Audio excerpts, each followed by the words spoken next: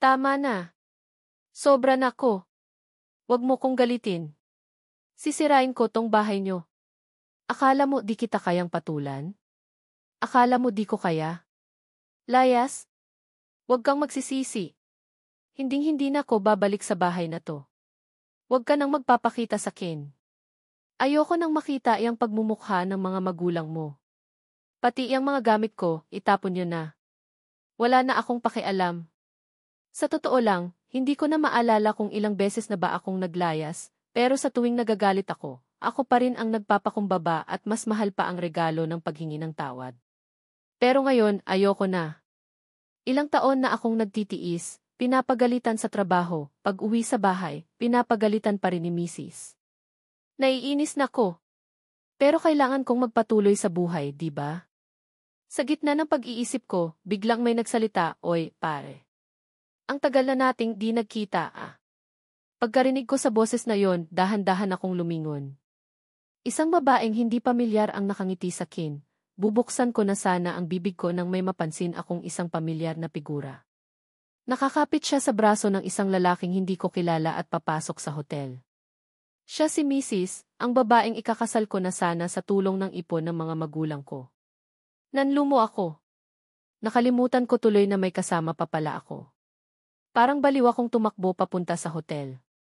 Pagdating ko sa harap ng pinto, biglang tumunog ang cellphone ko. "Hello, ospital po ito ng lungsod. Kayo po ba ang anak ni Aling, pangalan ng ina? Bigla po kasi siyang hinimatay at dinala rito. Nalaman din po namin na mayroon po siyang cancer, nasa huling stage na. Kailangan niyo po siyang puntahan agad." Parang kidlat na tumama sa akin ang balita. Blanko ang isip ko at nakatayo lang ako roon. Trader si Mrs., may cancer si nanay. Hindi ko inakalang mangyayari sa kinto, pero sa loob lang ng 2 minuto, napasa kamay ko na lahat. Nanginginig man ang katawan ko, pinilit ko pa ring umiling at tumakbo papunta sa ospital.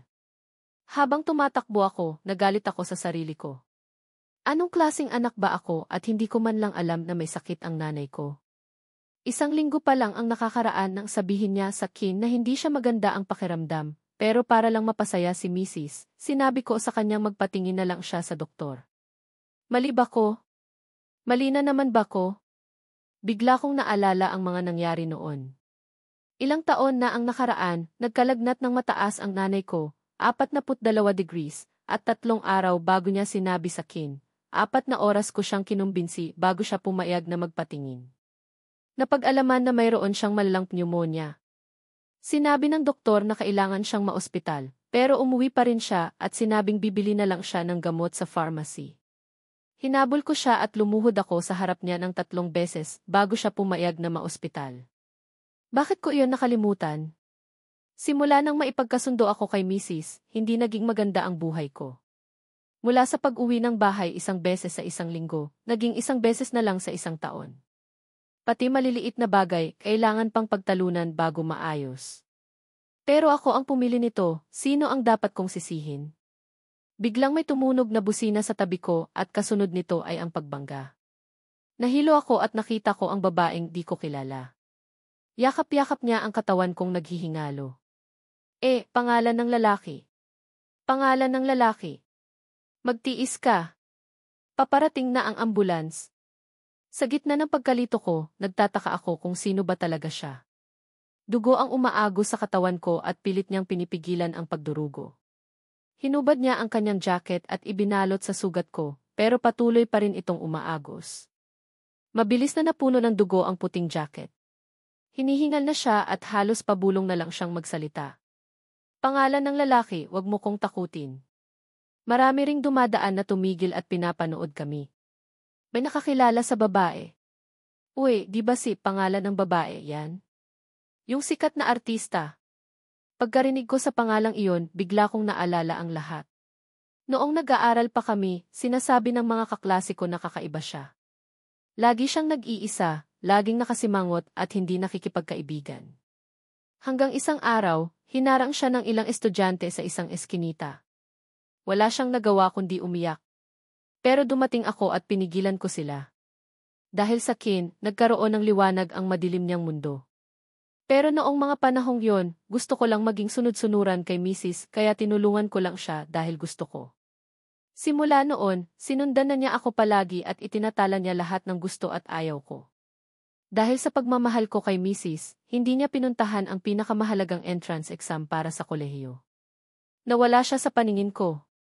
Lagi pa ring nakikipag-usap si, pangalan ng babae, sa nanay ko, pero hindi niya sinasabi sa akin dahil ayaw niyang guluhin ang buhay ko. Nang malaman ni nanay na may cancer siya, hindi niya rin sinabi sa akin dahil ayaw niya akong mag-alala. Sinabi niya sa akin na hindi siya maganda ang pakiramdam, pero ginawa lang niya iyon para hindi niya abalahin ang buhay ko. Hindi nagtagal, iniwan ni, pangalan ng babae, ang maraming kontrata para alagaan si nanay. Pati paglilinis ng kanyang dumi, hindi niya ininda. Nagpunta pa siya sa ibang bansa para maghanap ng pinakamagaling na doktor, pero wala pa rin. Kulang pa rin ang mga medical na kagamitan noong panahong iyon. Tumunog ang busina ng ambulans. Sinuri ng doktor ang sugat ko at umiling. Patay na, sabi niya. Nanghina ang tuhod niya at napaluhod siya sa lupa. Doktor, tulungan niyo po siya. Miss, huwag ka nang malungkot. Wala na siya, sabi ng doktor. Hindi na niya mapigilan ang kanyang nararamdaman. Hindi niyo siya kayang tulungan? Tutulungan ko siya. Sabi niya at pilit na pinipindot ang dibdib ko habang hinihingahan ako. Paulit-ulit niya tong ginawa pero wala pa ring nangyayari. Hinihingal na siya. Yakap-yakap niya ako at akmang may sasabihin sa akin nang bigla siyang mawalan ng malay. Patay na ko. Sumisigaw ako pero wala akong magawa. Gusto ko siyang yakapin ng mahigpit pero huli na ang lahat. Bumuhos ang ulan. Nakaramdam ako ng sakit na tumusok sa kaluluwa ko. Dinala kami sa ospital. Buti na lang, nawalan lang siya ng malay dahil sa pagod. Nakita ko siyang nakahiga sa kama at biglang may naalala ako. Hi! Ako si, pangalan ng babae. Anong pangalan mo? Anong gusto mong kainin? Kailan ang birthday mo? May oras ka ba bukas? Yayayain kitang kumain. Tinulungan mo ko. Anong gusto mong maging kapalit? Pwede bang paglaki ko, ako na lang ang maging kapalit? Napaiyak ako dahil sa mga naalala ko. Kasalanan ko ang lahat. Pangalan ng babae, patawad, sabi ko. Akala ko may happy ending kami pero mali ako. Hindi niya naman ako naririnig. Pagsisihan kong hindi ako naging matatag. Sana hindi ko siya binaliwala. Sana pinili ko siya. Siguro may mga anak na kami ngayon. Pero wala nang silbi kung iisipin ko pa yon. Biglang nagising ang babae. Tanggap na niya ang katotohanan. Umiiyak pa rin siya. Gusto ko siyang yakapin pero isa lang akong kaluluwa. Sa mga sumunod na araw, umiyak nang umiyak si, pangalan ng babae. Hindi siya kumakain o umiinom. Sa gabi lang siya ang umingiti kapag binubuksan niya ang kanyang diary, pero pagkatapos, iiyak na naman siya. Ang selfish mo, sabi niya. Biglang pumasok ang isang doktor sa silid. Pangalan ng babae, lumalala na ang kondisyon ng lola mo pagkatapos niyang malaman ang tungkol sa kanyang anak. Baka hindi na siya umabot ng umaga. Pinahid ng babae ang kanyang mga luha at tumakbo papunta sa silid ng kanyang ina. Nakita ko ang nanay na nakahiga sa kama at naalala ko ang mga masasayang alaala ko noong bata pa ako. Nanay, gutom na ko. Gusto ko ng spaghetti na luto mo, sabi ko. Anak, gutom ka na ba? Iluluto kita ng spaghetti, sabi ng nanay sa akin. Tiningnan ko ang nanay na payat na at nakahiga sa kama. Tiningnan ko si, pangalan ng babae, sa tabi niya. Umiti ako sa kawalan ng pag-asa ko. Nam, sabi ng nanay. Alagaang mabuti ang sarili. Maghanap ka ng isang taong magmamahal sa iyo at mamuhay ng masaya. Gusto ko ring maranasan mo ang sayang naranasan ng anak ko noong nabubuhay pa siya. Pangalan ng lalaki, hindi na ako magtatagal. Bago ako umalis, gusto ko lang sabihin sa iyo na parang anak na rin kita. Nag-aalala lang ako dahil wala siyang asawa. Sana pagdating ng panahon, magkatabi kaming dalawa. Napangiti ang nanay at hinawakan niya ang kamay ni, pangalan ng babae, bago bumitiw. Napaluhod ako sa lupa at sumigaw. Kasabay nito ang pagtunog ng mga makina. Ilang araw ang lumipas, inayos ni, pangalan ng babae, ang libing naming dalawa. Bumuhos ang ulan.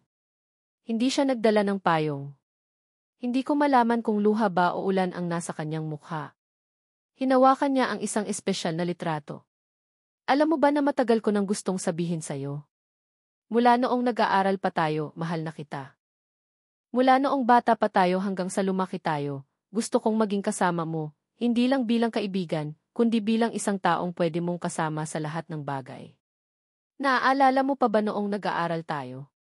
Bumaba ang grades ko at sinabi mo sa kid na kapag kumain ako ng karne, makakakuha ako ng 100. Naniwala naman ako. Sinabihan ko si nanay na ipagluto ako ng adobo at meatballs. Nagkaroon nga ako ng 130. Hindi mo yon inaasahan, no? Gumanda rin ako. Kapag may problema ako sa trabaho, gusto kong kumain ng karne dahil naalala ko ang sinabi mo. Pangalan ng lalaki, alam mo ba kung gaano ko kagustong makita kang pumapalakpak sa akin? Sinikap ko ng husto para maging sikat at makita ka. Pero noong nagkita tayo pagkatapos ng ilang taon, hindi mo ako kinausap. Inisip ko na baka hindi mo lang ako nakilala. Noong nahanap kita ulit, patay ka na. Sobra akong nalungkot. Pero wala nang silbi kung sasabihin ko pa yan ngayon. Kasalanan ko rin naman. Kung nagkaroon lang ako ng lakas ng loob na umamin sa iyo noon, hindi sana mangyayari to, pero okay lang. Kung hindi tayo pwede sa mundong to, sigurado akong pwede tayo sa ibang mundo. Doon ko na matutupad ang pangarap kong maging kasama ka. Kumuha ng gamot ang babae at nilagok ang lahat. Ngumiti siya. Unti-unti na siyang nawalan ng malay. Wala akong magawa. Sana maalala mo ako, sabi ko. Dahil sa pagsisisi ko, naglaho ang kaluluwa ko sa langit. Ito ang unang pagkakataon na nabasa ko ang isang liham pag-ibig na parang hindi kayo para sa isa't isa at palagi tayong nagkakamali ng panahon, parang laging nakikipaglaro ang buhay, pero magiging sapat na ba ang pagsisisi para magkaroon ng panibagong pagkakataon? O magiging sapat na ba para masabi ang nararamdaman natin para sa isa't isa? Nang biglang may umingay, nagising ako at sa wakas ay nagbalik ang nakaraan sa classroom ko noong nasa grade 12, 4 kami. Alam kong nag-aalala siya na baka isipin ng mga lalaki na mayroon na siyang boyfriend at lalayuan siya. Noong mga panahong yon, masaya na akong katabi siya at inaalagaan siya. Ngayon, gusto kong sampalin ang sarili ko. Ang tanga ko. Ang tanga-tanga ko. Pagpasok ko sa classroom, pumasok si Sir, pangalan ng guro, ang aming advisor. Malaki ang tiyan niya at may suot na microphone na hugis bubuyog na kulay rosas. May ilang hibla na lang ng buhok ang natitira sa kanyang ulo na kumikinang dahil sa ilaw. Sa harapan, Sir ang tawag namin sa kanya, pero sa likod, itlog na maalat ang tawag namin. Pagkatapos sabihin sa amin ang ilang alituntunin sa classroom, nagsimula si Sir, pangalan ng guro, na magturo ng math. Dahan-dahan akong lumingon sa pinakadulong sulok ng classroom. Nang makita ko ang tahimik na babae, biglang bumilis ang tibok ng puso ko at nahirapan pa akong huminga. Pangalan ng babae nga. Siya yung babaeng gumamit ng kalahati ng kanyang buhay para tumayo sa harap ko at tapusin ang buhay niya para samahan ako. Hindi gaanong napapansin pangalan ng babae. Natatakpan ng kanyang mahabang buhok, ang halos kalahati ng kanyang mukha, at nakatali ang kanyang buhok gamit ang isang manipis na rubber band. Maputi siya, pero payat. Maluwag ang kanyang uniform na halos kupas na kaya mukha siyang batang nakasuot ng damit ng matanda. Nang marinig niya ang mga kaklase namin at tawagin si Sir, pangalan ng guro, na itlog na maalat, ngumiti rin siya. Yumuko siya at bahagyang tumaas ang kanyang mga labi. Walang katabi pangalan ng babae dahil hindi siya napapansin. Noong pumipili kami ng upuan, napili na ng lahat ang kanilang upuan nang mapansin nilang nakalimutan nila siya. Kaya mag-isa siyang nakaupo sa sulok ng classroom. Sanay na siyang kalimutan at iwan. Lahat na nangyari noong naging kaluluwa ako sa nakaraan ay paulit-ulit na naglaro sa isip ko, ang pagtataksil ni Mrs., ang cancer ng nanay ko, at ang pagmamahal sa Kenny, pangalan ng babae. Habang pinipigilan ng lahat ang kanilang mga tawa, nangingilid ang luha ko. Binigyan ako ng isang panibagong pagkakataon para mabuhay. Desidido na akong talikuran ang pagiging sunod-sunuran at mamuhay ng masaya. Magpapakasaya ako sa buhay ko at mamahalin ko ang taong tunay na nagmamahal sa akin. Napansin pangalan ng babae, na nakatingin ako sa kanya. Bahagya siyang nag-angat ng ulo at nagtama ang paningin namin. Nagulat siya at mabilis na umiwas. Yumuko siya at namula ang kanyang mukha. Pagkatapos ng ilang sandali, naglakas loob siyang tumingin sa akin. Nakikipag-usap ako kay Mrs. Nadismaya siya at umiling. Kumuha siya ng activity book mula sa kanyang desk at nagsimulang magsagot. Dahil wala siyang pambili ng bagong activity book, paulit-ulit niyang ginagamit ang parehong activity book. Hindi ko pinapansin ang mga sinasabi ni Mrs. Sinulyapan ko si pangalan ng babae. Ang ganda niya habang nagsasagot. Kinailangan ko pang pigilan ang sarili ko nang umiti. Tumaas ang kilay ni Mrs. dahil di ko siya pinapakinggan. Pangalan ng lalaki, nakikinig ka ba sa akin? Hindi, sabi ko. Nagulat si Mrs. Huminga siya ng malalim at sinabing, kung ganyan ka lang, hindi na kita liligawan. Hindi ako nag-react. Tumango lang ako. Lalong nagalit si Mrs. at tinanong ako kung ano ang problema ko. Tinanong niya kung dahil lang ba sa hindi niya tinanggap ang milk tea. Isinip niya kung tinatanggap niya ang regalo, iisipin ng iba na madali siyang ligawan. Wala akong nararamdaman. Hindi na kita gusto, sabi ko. Pagkatapos kong sabihin yon, tumingin ako sa blackboard. Tumigas ang likod ni Mrs. na parang swan. Nagulat siya at hindi makapaniwala. Simula nang pumasok ako sa high school, mahal ko siya. Hindi lang ako umamin sa kanya, pero hindi ko rin tinanggihan ang kahit anong gusto niya. Pero ngayon, tinanggihan ko siya at sinabi kong hindi ko na siya gusto. Galit na galit si Mrs. Hindi siya makapaniwala na hindi ko na siya gusto. Inisip niya na gusto ko lang siyang pagselosin. Lalong nainis si Mrs. Galit na galit siyang tumingin sa akin. Huwag mong isipin na magiging interesado ako sa iyo kung gagawin mo iyan. Hindi. Hinding-hindi, sabi niya. Alam ko na kung ano ang iniisip ni Mrs. Naghihintay siya na puntahan ko siya para mapahiya niya ako. Sa nakaraan, sunod-sunuran ako sa kanya sa loob ng 10 taon kaya alam ko na ang pag-uugali niya. Kung hindi masaya si Mrs., hindi niya rin papayagan ang ibang tao na maging masaya. Noong mga panahong yon, inisip ko lang na masama siya ang ugali at kailangan kong tanggapin ang lahat. Kailangan magtulungan ang dalawang taong nagmamahalan. Pero mali ako. Kung mahalin mo siya, kailangan mong lumuhod sa mga durian. Kung mahalin mo siya, kailangan kang lumuhod sa kalsada. Kung mahalin mo siya, kailangan mong tumakbo ng kilometro para bumili ng milk tea. Noong nakaraan, tanggap ko ang lahat dahil nagpapaloko ako.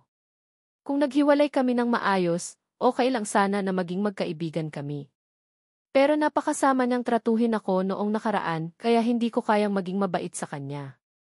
Biglang tinanong ni Sir, pangalan ng guro, kung may gustong magpalit ng upuan. Dahil kailangan ang bagong anyo sa bagong semester, pero naging okay na ang pwesto ng mga upuan sa high school at naging okay na rin ang mga classmate, kaya walang gustong magpalit ng upuan. Nang sasabihin na ni Sir, pangalan ng guro, na mag-aral na lang kami, itinaas ko ang kamay ko. Sir, gusto ko pong magpalit ng upuan. Umirap si Mrs. at nagtaas ng kilay. Ayoko kang katabi, sabi niya. Bago pa man siya matapos magsalita, sinabi ko, gusto kong tumabi kay, pangalan ng babae, sa sulok ng classroom. Huminto si pangalan ng babae sa pagsusulat. Nabali pa ang kanyang pensil. Nang matapos akong magsalita, tumingin ang lahat sa kanya. Lahat ng mahigit sa 50 mukha ay nagulat. Kahit si Sir, pangalan ng guro, ay nagulat. Bilang advisor, alam niya ang maliliit na plano ng kanyang mga estudyante. Alam niyang may gusto ako kay Mrs., pero ngayon gusto kong tumabi kay pangalan ng babae. Ano kayang balak ko? Sigurado ka ba dyan? Baka gusto mo lang kumuha ng top student, tanong ni Sir, pangalan ng guro. Nag-isip na po akong mabuti. Grade 12 na po ako. Kailangan ko pong mag-aral ng mabuti. Kailangan ko pong lumapit sa mga magagaling na estudyante para mabilis akong matuto.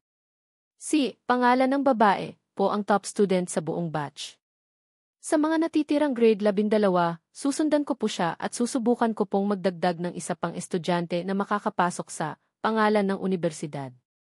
Sinipa ko si pangalan ng kaibigan sa ilalim ng desk. Naiintindihan niya kung ano ang gusto kong iparating at nagsimula siyang pumalakpak ng malakas. Tama! Tama! Tama ang sinabi ni pangalan ng lalaki. Hindi maintindihan ni Sir, pangalan ng guro, ang sinabi ko. Hindi naman magaling si, pangalan ng lalaki. Kung makapasa siya sa normal na universidad, magpapasalamat na kami. Sumang-ayon ang lahat at sinabing papayagan ako ni Sir, pangalan ng guro, na tumabi kay, pangalan ng babae, at paparusahan nila ako kung hindi ako makakapasa sa, pangalan ng universidad. Nakita ni Sir, pangalan ng guro, na hindi niya nakontrolado ang sitwasyon, kaya sinabi niyang itanong namin kay, pangalan ng babae, kung gusto niya akong katabi. Tumingin ako kay, pangalan ng babae. Pangalan ng babae, gusto mo ba akong katabi? Biglang bumilis ang tibok ng puso ni, pangalan ng babae. Namula ang kanyang mukha at yumuko siya. Hindi papayag si, pangalan ng babae, sabi ni Sir, pangalan ng guro. Okay lang po. Papayag po ako, sabi ni, pangalan ng babae. Maliit ang kanyang boses at nanginginig. Pagkatapos niyang sabihin yon, namula ang kanyang mukha. Tumawa ang lahat at nagsimulang manukso. Sobrang ganda ni, pangalan ng babae, kaya gusto ko siyang yakapin. Sa nakaraan, halos 30 na ko. Bakit parang bata na naman ako? Huwag kayong maingay, sigaw ni Sir, pangalan ng guro. Kung makapasa ka ng entrance exam ng 0 puntos, papayagan kitang tumabi kay, pangalan ng babae. Kung hindi, babalik ka sa dati mong upuan. Tumayo ako at sumaludo. Tumunog ang bell. Sinabihan kami ni Sir, pangalan ng guro, ng ilang bagay bago siya umalis sa classroom. Kinuha ko ang lahat ng aking libro at umalis para pumunta kay, pangalan ng babae. Biglang may humawak sa desk ko. Tumingala ako at nakita ko si Mrs. Nakatingin siya sa akin, nagagalit siya. Anong problema mo? Tanong ko. Nagalit si Mrs. Hindi siya makapaniwala na kaya ko siyang sumbatan. Sa puntong ito, kinailangan kong mamili. Tumingin ako kay, pangalan ng babae, na nakaupo sa sulok ng classroom. Halikip na mahigpit siya sa hawak ang kanyang pensil. Naalala ko ang nakaraan, lalo na noong nag-aalaga si, pangalan ng babae, sa nanay ko. Sa hating gabi, nakaupo siya sa labas ng silid ng nanay at nakatingin sa litrato ko. Gusto ko siyang yakapin ng mahigpit. Galit na galit si Mrs. at itinapon ang kanyang libro sa akin, hindi ako nasaktan. Pagkatapos mabuhay muli, hindi ako dapat makipag-usap kay Mrs. dahil hindi siya karapat-dapat. Tratuhin ko na lang siyang isang estranghero, pero hindi niya ako titigilan. Umalis ka, sabi ko. Nagulat si Mrs. Sinusumbatan mo ko, tanong niya. Dati, lagi mong sinasabi na inaabala kita. Kaya ito na. Hindi na kita guguluhin. Huwag mo rin akong guluhin. Ang mga prinsesa, dapat nang mamatay, sabi ko. Natahimik ang lahat sa classroom. Hindi ako nagbiro. Katabi ko si, pangalan ng kaibigan, at sinabing, grabe siya. Sa unang pagkakataon, nakarinig si Mrs. ng isang bagay na hindi niya gusto. Tumingin siya sa akin. Sinabi mo iyan. Huwag kang magsisisi, sabi niya. Lumapit ako kay, pangalan ng babae. Nagpretend siyang walang nangyari. Nakakunot ang noo ko at kinabahan. Nag-iba ang mukha ko nang makita ko si, pangalan ng babae. Hello, sabi ko. Pangalan ng babae ay bahagyang nagtaas ng ulo at nagtama ang aming paningin sa isang saglit lamang. Tumango siya. Kumuha ako ng milk tea mula sa bag ko at binigay kay, pangalan ng babae. Para sa iyo. Huminto siya sa kanyang ginagawa. Nagdadalawang isip siya. Tumingin siya sa akin, kung pwede ko lang tanggalin ang kanyang buhok. Pinabayaan ko ang milk tea sa desk ni, pangalan ng babae. Huminga siya ng malalim. Umiling siya at sinabing, hindi ko gusto. Nagulat ako at ipinagpalagay na hindi niya tinatanggap ang regalo. Hindi yan mahal. Kailangan mo pa akong turuan kaya milk tea lang yan, sabi ko. Natawa si, pangalan ng babae. Isang malakas na hangin ang humihip sa kanyang buhok at nagpakita ng kanyang magandang mukha. Halos mamatay na ang maliliit na usa sa puso ko. Nadama ni, pangalan ng babae, na nakatingin ako sa kanya, kaya agad siyang yumuko at mumiti. Namula ang kanyang mukha at bahagyang nanginig ang kanyang pilikmata. Tumingin si, pangalan ng babae, sa milk tea at malungkot na sinabing, hindi matutuwa si Mrs. Kumunot ang noo ko. Sigurado akong iniisip niya na para kay Mrs. ang milk tea. Para linawin ang sitwasyon, sinabi ko, pangalan ng kaibigan. Sumagot si pangalan ng kaibigan na mailakas. Nakita kong lumingon si pangalan ng kaibigan na naguguluhan.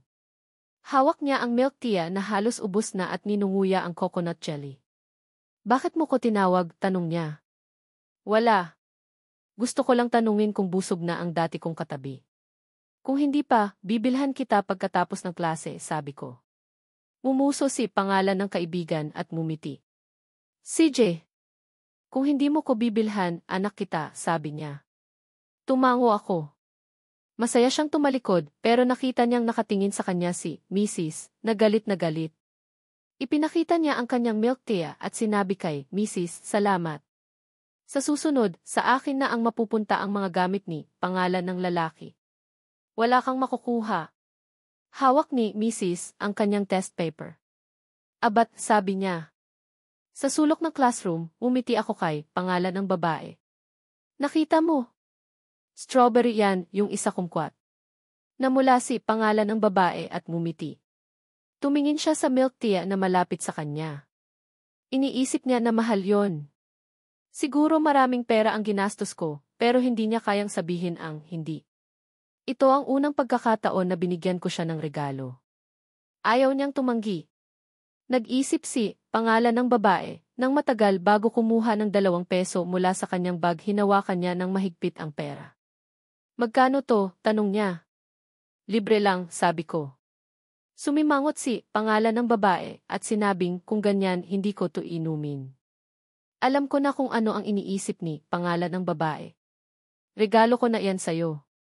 Kailangan mong magbigay ng kapalit, sabi ko. Nagulat si pangalan ng babae nang magtama ang aming paningin. Hinawakan niya ang kanyang damit. Wala akong pambayad. Pambayad? Ibenta mo ang iyong hair tie, sabi ko. Nagulat si pangalan ng babae. Mura lang naman yan at malapit ng maputol. Alam ko na mas mahal ang milk tea. Suot mo yan. Mahal yan dahil gusto ko yan, sabi ko. Hindi pa nakakarinig ng ganyang mga salita si pangalan ng babae. Namula ang kanyang mukha. Huwag kang magbiro. Bakit naging mahal ang hair tie dahil suot ko to? Gusto mo? Tanong niya. Hindi ako nagbibiro. Ikaw ang top student simula nang pumasok ka sa school. Maging mas mahal yan dahil hawak mo ang iyong hair tie.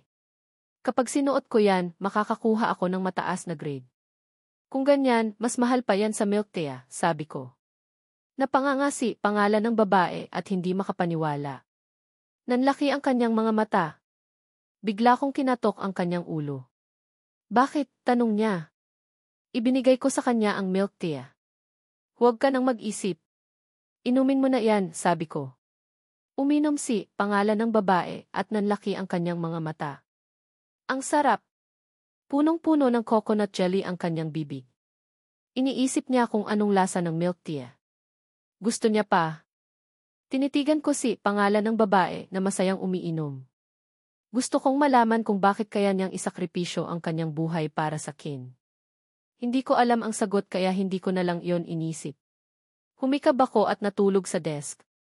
Naririnig ko ang mga kaklase ko na nagtatawanan. Ang ganda ng high school. Nanaginip ako. Nakasuot ako ng mamahaling vest at nakatayo sa harap ng isang malaking bahay. Nagdalawang isip ako bago ako pumasok. Nakita ko ang isang babae na nagluluto sa kitchen.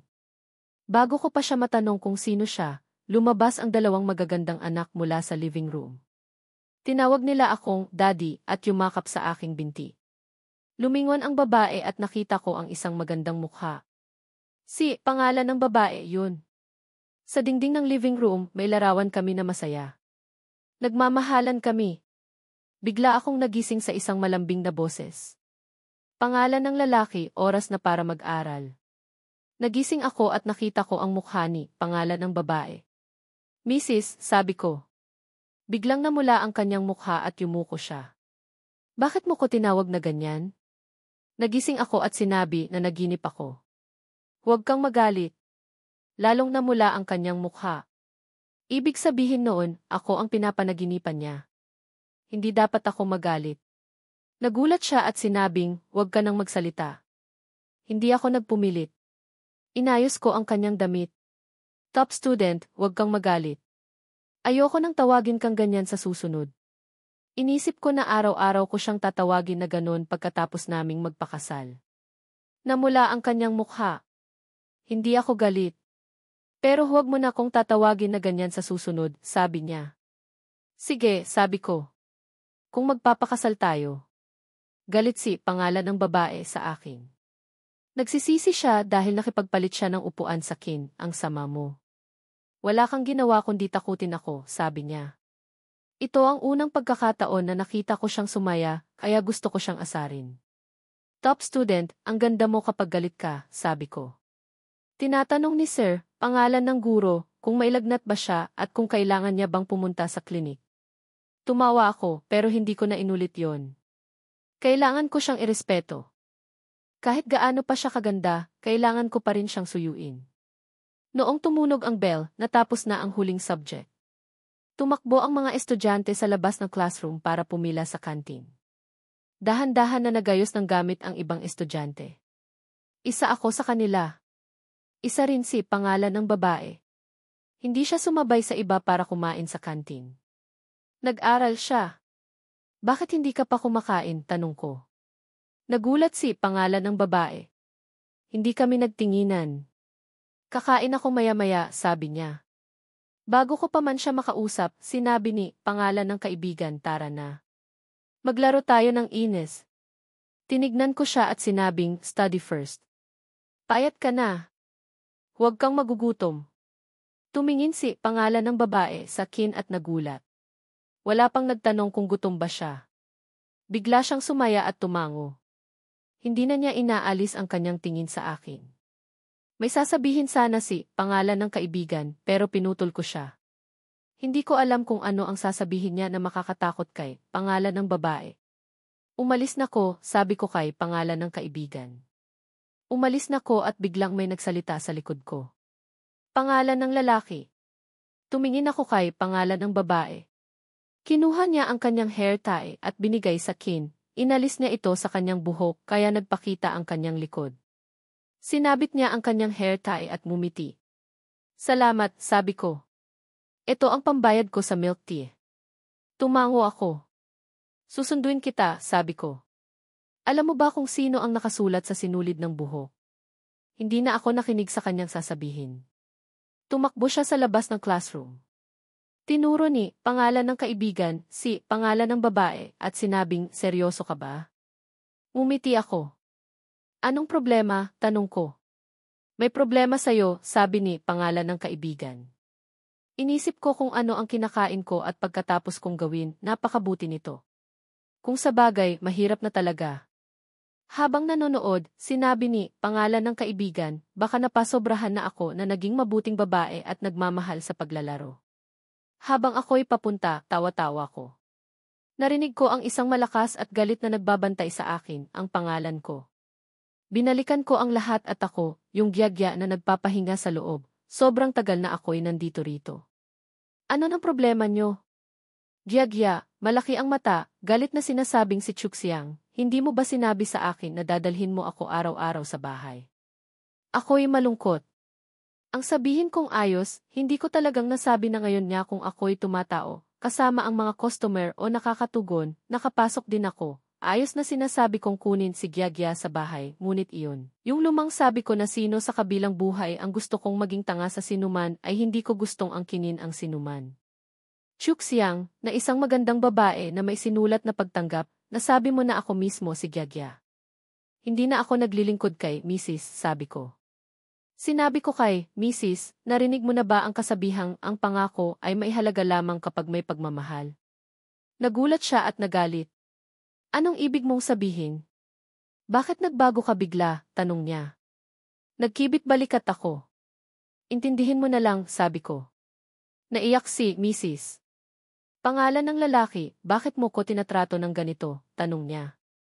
Ito lang ang bahagi sa ginawa mo sa dati, sabi ko. Hindi na kita gusto, sabi ko. Huminga ng malalim si Mrs. Bakit ka nagbago? Tanong niya.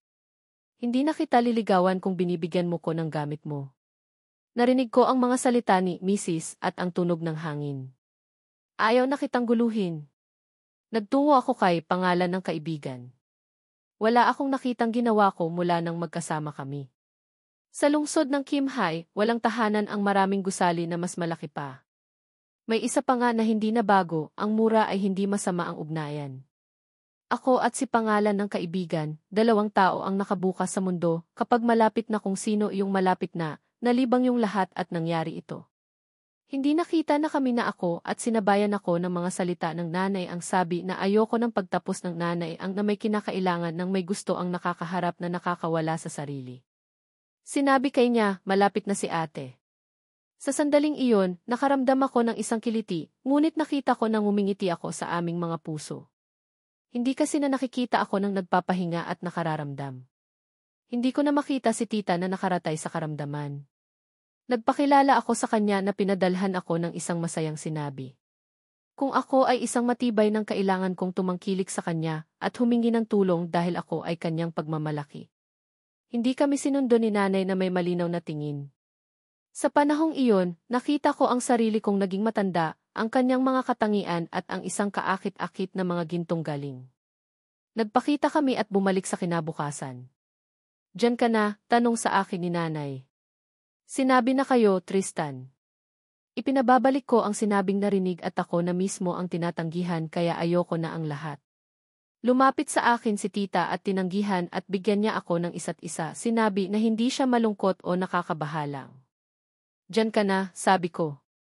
May kinuha akong susing at kay pangalan ng kaibigan, nagsasabi ko na ako'y napapangiti. Sinabi ni pangalan ng kaibigan, ano ang bagong kulay ng buhok ko, at nakakabit na ang kasalukuyang kulay.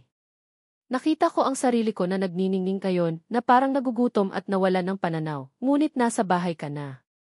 Hindi nakita pangalan ng kaibigan, ayoko na sa ganyang kulay ng buhok ko. Sa pagkatapos ng ganyang buhok sinundan ko si kay Tony, na isang mahusay na tagagupit. Nang nagpapahinga na ako, sa ngayon lang talaga natapos ang paghulog.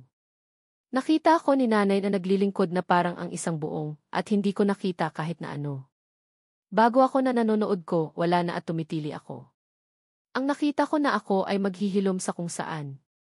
Sa kinabukasan, tumawag ako nagising na ako mula na nagkukwento at ang naramdaman ko. Mayroon na sanang pinagtibay ang nagmumukha at gumawa at naging matagumpay kung ako'y nagkakakulangan dapat. Nasaan ang lahat, at ito'y pagtatrabaho sa ilalim at pagpapamuni. Hindi na ito nangyari dahil ako'y kabilang.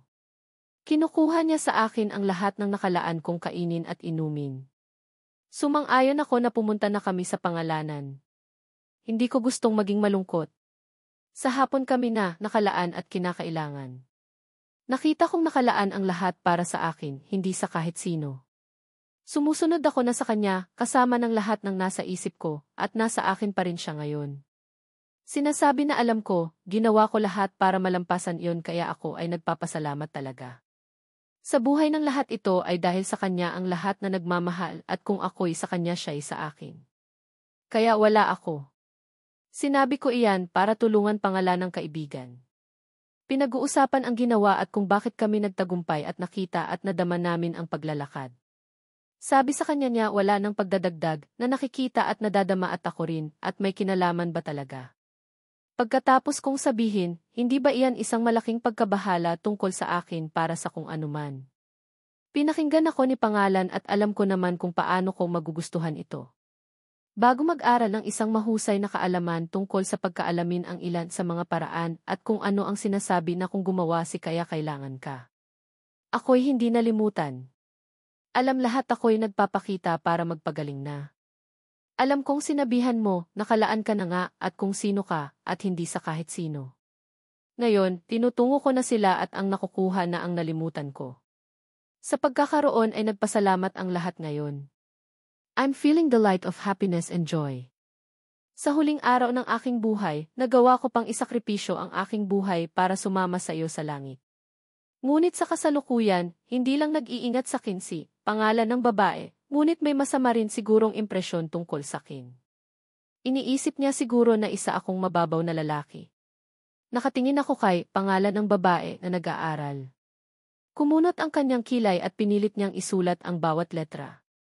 Parang sa kanyang mundo, pagsusulit lang at pag-aaral ang importante. Huminga ako ng malalim. Kailan mo kaya ako minahal noong nakaraan? Ano kayang gagawin ko para mahalin mo ulit ako? Tanong ko sa kanya.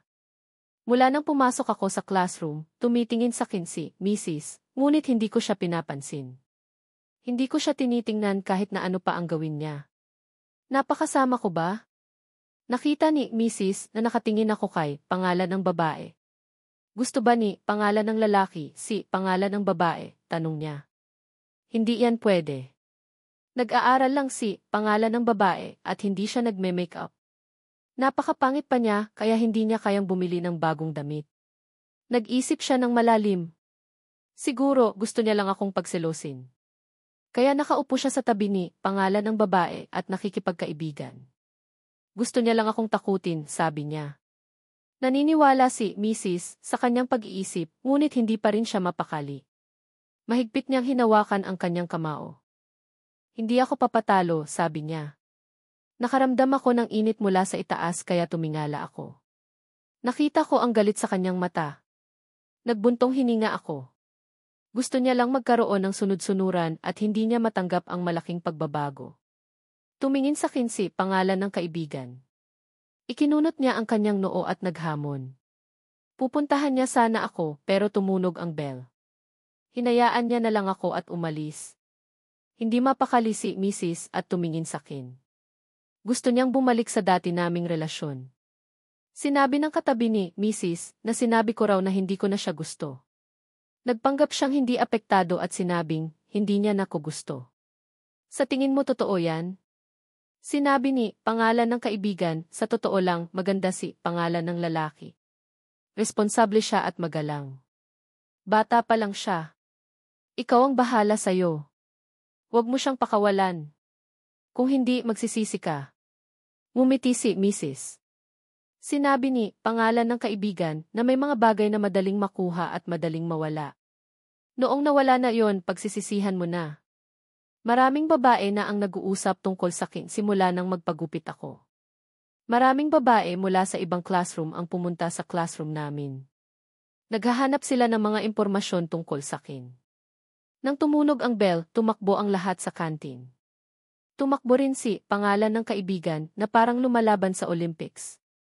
Gumamit siya ng kanyang katawan para makakuha ng pagkain. Hindi ko na kailangang mag-alala na hindi ako makakakuha ng pagkain. Kinukuha ni pangalan ng kaibigan ang pagkain ko. Magaling siya makipag-usap at masaya ang mga nagtatrabaho doon sa kantin, kaya binibigyan siya ng dagdag na pagkain. Pagkatapos kong tumakbo sa lahat, bumili ako. Tinanong ko si pangalan ng babae, kumakain ka ba? Mabilis siyang tumingin sa akin at umiling. Gumapang ang kanyang tiyan. Sobra siyang nahihiya. Hindi sa akin yon, sabi niya. Nakakatawa siya kaya sinabi ko, sa akin yan. Ayaw mo bang kumain? Hindi ka makakakain ng maayos kapag gutom ka, sabi ko.